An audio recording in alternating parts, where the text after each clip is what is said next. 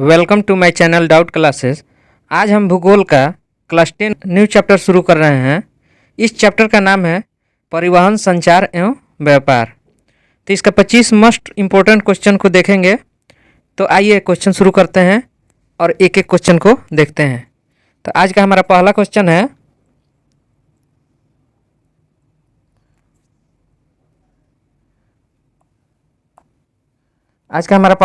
है, कि स्वर्णिम चतुर्भुज महामार्ग से संबंधित है।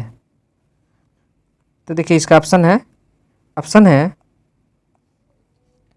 ए लखनऊ से, बी पटना से, सी गांधीनगर से और डी चेन्नई से।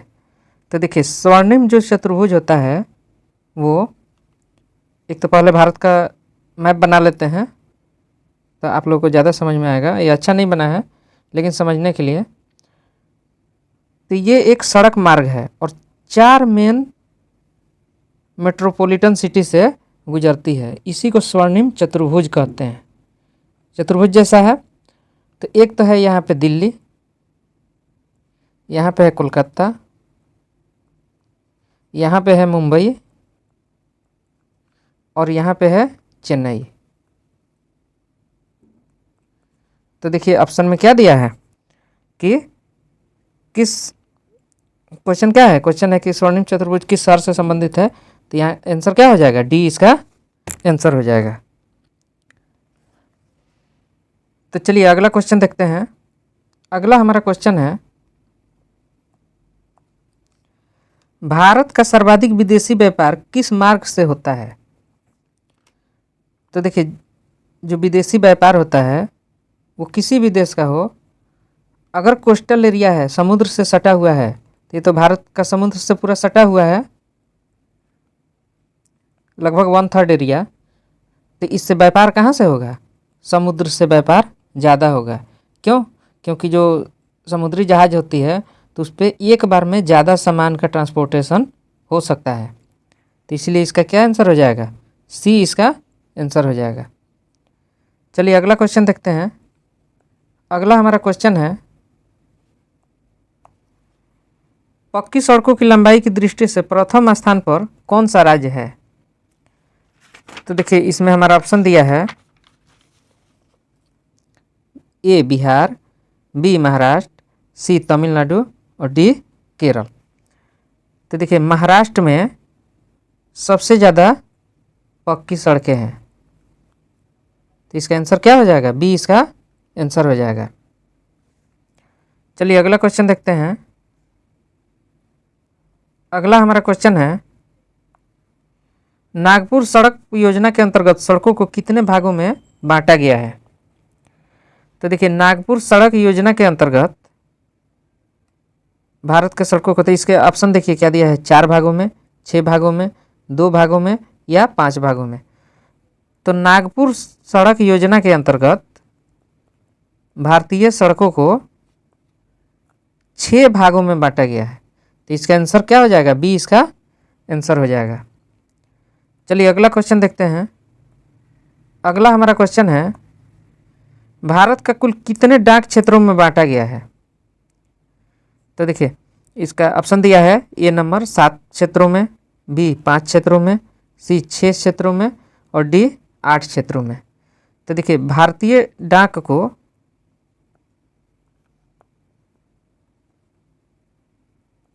8 क्षेत्रों में बांटा गया है, ठीक है। और प्लस एक जो क्षेत्र है वो भारतीय सेना के लिए है। तो इसका आंसर क्या हो जाएगा? 9 हो जाएगा। 9 क्षेत्रों में बांटा गया है, लेकिन चूंकि ये केवल भारतीय डाक पूछा है तो इसका 8 ही आंसर हो जाएगा। तो डी इसका आंसर हो जाएगा। चलिए अगला क्वेश्चन देखते हैं। अगला हमारा क्वेश्चन है कि देश में कितने विशेष आर्थिक क्षेत्र विकसित हैं? तो देखिए ऑप्शन दिया है ए नंबर 10 क्षेत्र, बी 7 क्षेत्र, सी 15 क्षेत्र और डी 5 क्षेत्र। तो कितने आर्थिक क्षेत्रों में बटा हुआ है? तो इसका आंसर हो जाएगा ए नंबर डी, यानी 10 क्षेत्रों में बटा हुआ है। चलिए अगला क्वेश्चन देखते हैं। अगला हमारा क्वेश्चन है, स्वतंत्रता प्राप्ति के समय देश में सड़कों की कुल लंबाई कितनी थी? तो देखिए 2.42 लाख किलोमीटर, 1.46 लाख किलोमीटर, और सी में ऑप्शन दिया है 3.88 लाख किलोमीटर, और डी में ऑप्शन दिया है 5.78 लाख किलोमीटर। तो इसका आंसर क्या होगा? इसका आंसर हो जाएगा बी नंबर, 1.46 लाख किलोमीटर था। चलिए अगला क्वेश्चन देखते हैं। अगला हमारा क्वेश्चन है, निम्नलिखित में कौन सड़कों का एक वर्ग नहीं है? तो देखिए पहला ऑप्शन दिया है पूर्व पश्चिम गलियारा, दूसरा दिया है एक्सप्रेसवे, तीसरा दिया है स्वर्णिम त्रिभुज राजमार्ग, और चौथा दिया है सीमांत सड़कें। तो देखिए इसका आंसर हो जाएगा डी नंबर, सीमांत सड़कें जो है वो सड़कों का एक वर्ग नहीं है। चलिए अगला क्वेश्चन देखते हैं। नहीं सॉरी, देखिए इसका आंसर हो जाएगा पूर्व पश्चिम गलियारा सड़कों का एक वर्ग नहीं है। तो इसका आंसर करेक्ट कर लीजिएगा, पूर्व पश्चिम गलियारा होगा। ठीक है, डी नंबर ऑप्शन नहीं होगा। चलिए अगला क्वेश्चन देखते हैं। अगला हमारा क्वेश्चन है कि भारत के किन शहरों में मेट्रो सेवा उपलब्ध है? तो ए नंबर कोलकाता और दिल्ली में, बी नंबर दिल्ली और मुंबई में, सी कोलकाता एवं चेन्नई में, और डी दिल्ली एवं बेंगलुरु में।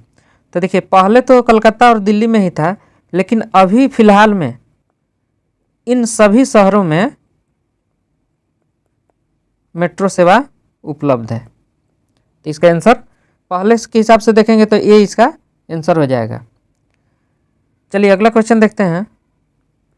अगला हमारा क्वेश्चन है, किस वर्ष इंडियन एयरलाइंस को इंडियन नाम दिया गया? तो देखिए आंसर इसका ऑप्शन दिया है 2006 में, 2003 में, 2008 में और 2005 में। तो देखिए इंडियन एयरलाइंस को इंडियन नाम दिया गया था वो 2005 था। तो इसका ऑप्शन क्या हो जाएगा? डी इसका ऑप्शन हो जाएगा। चलिए अगला क्वेश्चन देखते हैं। अगला हमारा क्वेश्चन है, एन्नोर पत्तन किस राज्य में स्थित है? तो देखिए ये अपना भारत का नक्शा है, और आप लोग जानते हैं कि किनारे पे बहुत सारा पतन भी है। तो यहाँ पे तमिलनाडु में एक एन्नोर जगह है, ठीक है, और यहाँ पे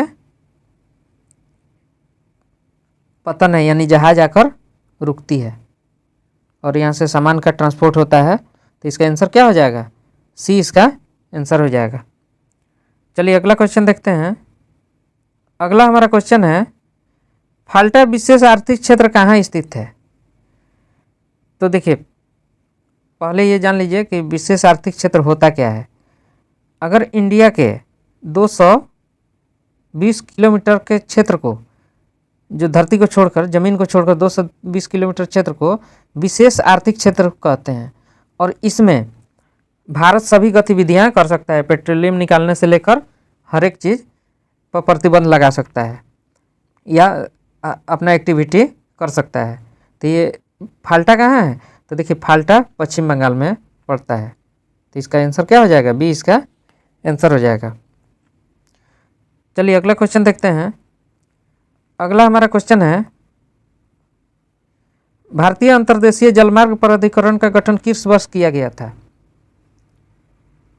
तो देखिए नौवहन परिवहन के लिए, मतलब पानी के जहाज के लिए, नौवहन के लिए 1986 में भारतीय अंतर्देशीय जलमार्ग प्राधिकरण का गठन किया गया था। तो इसका आंसर क्या हो जाएगा? ये इसका आंसर हो जाएगा। चलिए अगला क्वेश्चन देखते हैं। अगला हमारा क्वेश्चन है कि देश में दूरदर्शन सेवा का आरंभ कब हुआ? 1960 में, बी 1961 में, सी 1958 में और डी 1959 में। तो देखिए दूरदर्शन की शुरुआत 1959 में की गई थी, और इस समय भारत के प्रधानमंत्री कौन थे? तो जवाहरलाल नेहरू थे, भारत के प्रधानमंत्री। तो इसका आंसर क्या हो जाएगा? 1959, यानी डी इसका आंसर हो जाएगा।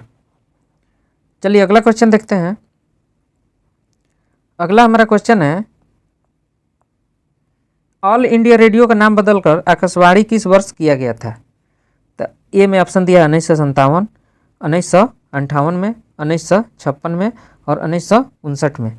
तो ऑल इंडिया रेडियो का नाम बदलकर आकाशवाणी किस वर्ष किया गया था? तो देखिए 1936 में इंडियन स्टेट ब्रॉडकास्टिंग सर्विसेज का नाम बदलकर ऑल आकाशवाणी कर दिया गया। स्टेट ब्रॉडकास्टिंग सर्विस का नाम बदलकर कितना में? 1936 में आकाशवाणी किया गया था। तो इसमें कोई ऑप्शन नहीं होगा, तो ये क्वेश्चन का ऑप्शन ही रॉन्ग है। ठीक है, चलिए अगला क्वेश्चन देखते हैं। अगला हमारा क्वेश्चन है कि भारत में डाक क्षेत्रों की कुल संख्या कितनी है? तो देखिए भारत में इसका ऑप्शन दिया है ए नंबर 5, बी दिया है 6, सी दिया है 7 और डी दिया है 8। तो देखिए भारत में 9 डाक क्षेत्र हैं। तो 8 डाक क्षेत्र भौगोलिक के लिए हैं और 1 भारतीय सेना के लिए है। तो इसका आंसर क्या हो जाएगा? 9 होना चाहिए, लेकिन 8 दिया है तो सबसे क्लोज 8 है, तो 8 इसका आंसर हो जाएगा।